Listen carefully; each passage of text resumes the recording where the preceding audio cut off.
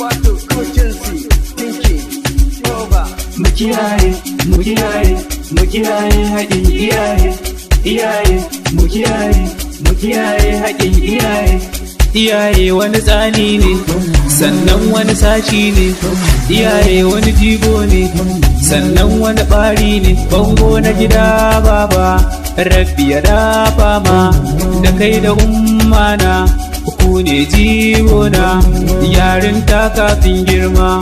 Umma ai ta sha fama da zarar ne kuka kome take yi za ta bari ta zorar rashina da kama yi sai na yi shiru gashi yau hanna girma har na san zafin nema ƙaunar umma tana girma in zan fita mama ta mun wani ba ta ce ka kalli sama in ka tuna akwai Allah ka nemi halalinka kar ka bari a raina ka Rabbana ya shirya ka, ya Rabbana ya kare ka, ko a gurin sana'a, ko a gida alaba da sa'a. Kada ka yo bara'a, tunda na san ka kana da da'a. Alaba da sa'a, insha Allah za ka ke da sa'a. Ana tare, walaje kuma jare.